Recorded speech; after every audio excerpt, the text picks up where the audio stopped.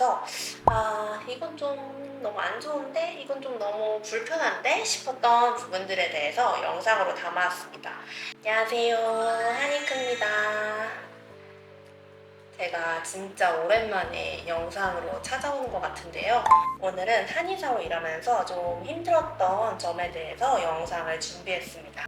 제가 댓글을 보다 보니까 전문직이라고 마냥 좋을 거라고만 생각하시는 분들도 좀 있으시고, 최근엔 제가 좀 일이 힘들어서 쉬고 있기도 해서 한의사로서 일하면서 힘든 점에 대해서 잘 알려드릴 수 있을 거라 생각이 들어서 영상을 준비하게 되었어요. 평상시에 갖고 계시던 궁금증이나 오해가 풀리시는 계기가 되었으면 좋겠습니다. 우선 첫 번째 힘든 점은 계약직이라는 점입니다. 보통은 1년 단위로 계약을 하고요. 직장과 잘 맞아서 재계약을 하게 되면 장기 근속하면 보통 2, 3년 정도 근무하게 됩니다.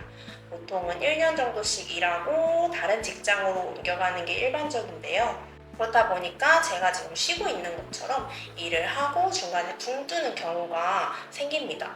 근로의 연속성 측면에서 장기적으로는 되게 좋지 않다고 생각하는 부분입니다. 물론 본인이 장기 근무를 하고 싶다, 지금 일하는 업장과 굉장히 잘 맞는다, 이런 부분이 있으면 2, 3년 일을 할 수도 있고, 계약 시기를 잘 맞추면 저처럼 이렇게 붕 뜨는 경우 없이 1년 계약하고 바로 다음 직장으로 1년 계약해서 이동하고 이런 경우도 있습니다. 하지만 이게 타이밍을 굉장히 잘 맞춰야 되기 때문에 굉장히 여러 가지를 신경 써서 세팅을 해야 되는 부분이고, 보통은 계약직이라는 측면 때문에 이런 단점들이 있는 편입니다. 두 번째는 불규칙한 식사입니다. 점심시간은 보통 1시간씩 규칙적으로 먹는 경우가 많은데, 저녁 식사 같은 경우에는 거르시는 분도 많고 30분이나 15분씩 이렇게 단축해서 드시는 경우가 많습니다. 그러다 보니까 배가 고파서 퇴근을 하고 야식을 좀 많이 먹게 되는 구조예요. 그리고 한의원 규모가 크거나 한방병원인 경우가 아니라면 직원 식당이 보통은 갖춰져 있지 않거든요. 영양이 고루 갖춰진 식단을 몇 끼니 챙겨 먹을 수가 없어요.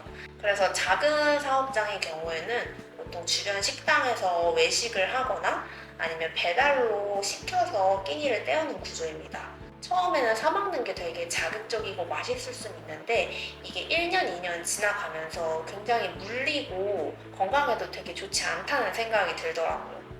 세 번째는 체액이나 혈액에 노출된 환경입니다. 요거는 한의사뿐만 아니라 의료인 분들이라면 전부 다 겪는 일이라고 생각하는데요. 아무래도 환자의 체액이나 혈액에 조금 자주 노출이 되는 환경이다 보니까 조심을 많이 하더라도 가끔씩 이벤트가 생기기 마련입니다. 한의사 분들 경우에는 주사기에 찔리거나 침에 찔리는 경우가 가끔 있고요. 저 같은 경우에는 최근에 이제 얼굴에 약침을 쓰는 과정에서 약침을 굉장히 깊이 넣지 않고 얕게 약침을 주입했는데, 이게 환자의 혈액과 함께 바깥으로 튀어서 제 눈에 들어갔더라고요. 아무래도 얼굴이다 보니까 제가 좀 더 이렇게 가깝게 있었거든요. 가까이 보면서 이렇게 넣고 있었는데, 환자의 혈액과 약침액이 넣는 순간 바로 튀어나와가지고 제 눈에 들어갔던 적이 있어서 이거 진짜 찝찝하다 이렇게 생각했던 적이 있습니다. 그래서 잘 씻어내긴 했지만 앞으로는 굉장히 좀 조심해야겠다 이런 생각이 들었습니다. 다음 네 번째는 직업병입니다. 한의사로 일하시는 선생님들 중에 되게 직업병을 많이 가지신 분들이 많아요. 목 디스크도 있으시고 허리 디스크도 있으시고 손목 관절염도 되게 많이 걸리시는 편입니다. 이제 환자분들을 치료할 때 실제로 베드가 굉장히 낮은 편이거든요. 그러다 보니까 허리를 많이 숙여서 일을 하시게 되고, 허리와 동시에 고개도 많이 숙여서 일하는 경우가 많습니다. 그러다 보니까 구부정한 자세로 하루 종일 일하게 되고, 목이나 허리 쪽에 디스크가 좀 잘 생기는 편입니다. 그리고 제가 추나를 하는 게 굉장히 힘들다고 여러 번 말씀드린 적 있으실 거예요. 생각보다 환자분들 추나를 해드리는 게 저희들 신체에도 좀 데미지가 많이 가는 행위거든요. 가장 흔한 건 손목 관절. 이 손목 관절이 많이 나가시는 경우가 많아요. 저도 지금은 추나를 하고 있지 않지만 하루 종일 좀 추나를 했었을 때는 집에 가면은 이 특히 오른쪽 손목 관절 쪽이 하루 종일 시큰시큰했거든요.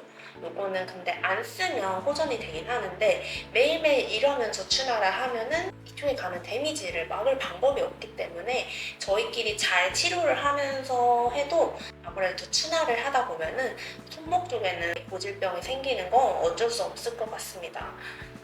그래서 이제 제 주변 분들 보면은 손목 보호대를 하시는 분도 있고 아니면 손목에 테이핑을 하고 일하시는 분들도 있거든요. 그래서 이렇게 직업병을 앓을 수 있다라는 점이 좀 단점으로 꼽을 수 있을 것 같아요. 그리고 5번째는요. 삶의 질이 떨어진다입니다. 삶의 질이 떨어진다고 라고 생각하실 수도 있어요. 근데 여러분이 생각하시는 것보다 삶의 질이 떨어질 수밖에 없는 게 환자분들이 병원에 오실 수 있는 시간에 저희는 병원을 열어놔야 하잖아요. 그러다 보니까 환자분들이 쉬실 때 보통 병원은 열려있는 편입니다. 환자분들의 치료 스케줄에 좀 맞춰야 되기 때문에 개인 시간을 갖거나 가족과의 시간을 갖는 게 좀 더 뒷전이 되는 경우가 많아요. 가령 회사 근처 상권의 경우에는 점심시간에 내원하시는 분들이 많습니다. 그러면 점심시간에 내원하신 분들을 위해서 점심시간 없이 진료를 보거나 아니면 점심시간을 굉장히 30분, 15분 이렇게 단축해서 진료를 봅니다. 또 집 근처 상권인 경우에는 환자분들이 퇴근을 하시고 집에 가시기 전에 내원하시는 경우가 많단 말이에요. 그렇다 보니까 야진을 보통 하게 되고 퇴근을 6시에 한다고 가정을 하면 내원하실 수 있는 시간은 7시나 8시 정도가 되니까 그때까지 병원 문을 열어놓기 때문에 야진하는 경우가 굉장히 많습니다. 근데 사실 진료 자체로 저희 일이 끝나는 건 아니거든요. 환자 진료 외에도 뭐 약제 준비나 한약 조제를 하는 경우도 있고 서류 작업을 해야 되는 경우도 있습니다. 근데 여기에 더해서 야진까지 하다 보니까 근무 시간이 굉장히 길어질 수밖에 없고 피로도도 좀 높을 수밖에 없어서 삶의 질이 좀 떨어지는 편인 것 같아요. 그래서 보통은 한의원, 한방병원마다 다르지만 아침 9시나 10시쯤에 출근을 해서 야근까지 하면 저녁 7시나 9시 사이에 마치는 것이 일반적입니다. 더불어 요새는 공휴일에도 많이 내원하시기 때문에 공휴일에도 쉬지 않는 곳이 많아서 남들 쉴 때 못 쉰다는 점이 가장 슬픈 점 같습니다. 6번째는 경쟁 구도입니다. 경쟁 구도라는 게 뭐지 싶으실 수도 있을 것 같은데 같은 한의원에 일하는 한의사끼리도 경쟁할 수밖에 없는 구도고요. 같은 동네에 있는 한의원끼리도 경쟁할 수밖에 없는 구도입니다. 같은 한의원에서 근무를 하다 보면요. 환자분들이 더 좋아하는 한의사가 있고 덜 좋아하는 한의사가 생길 수밖에 없어요. 이거는 어떤 한의원을 가든 의원을 가든 환자분들이 더 좋아하는 분과 덜 좋아하는 분은 갈리게 됩니다. 근데 이게 실시간으로 차트상에 다 느껴져요. 특히 어떤 환자분들은 A라는 선생님 아니면 나는 안 받아요. B라는 선생님한테 넣지 말아주세요. 이렇게 지정을 하기도 하고요. 그렇다 보니까 같은 한의원 안에 있는 한의사분들끼리 아무리 사이가 좋아도 서로 경쟁을 하고 저분의 좋은 점을 내가 좀 배워서 내 환수를 늘려야지 이렇게 자극이 되는 구조입니다. 그래서 항상 발전하고 노력하게 만들 수밖에 없는 환경 속에 살아가는 것 같아요. 또한 외부적으로는 한의사 수가 점점 증가하면서 한의원도 굉장히 많이 생겨났거든요.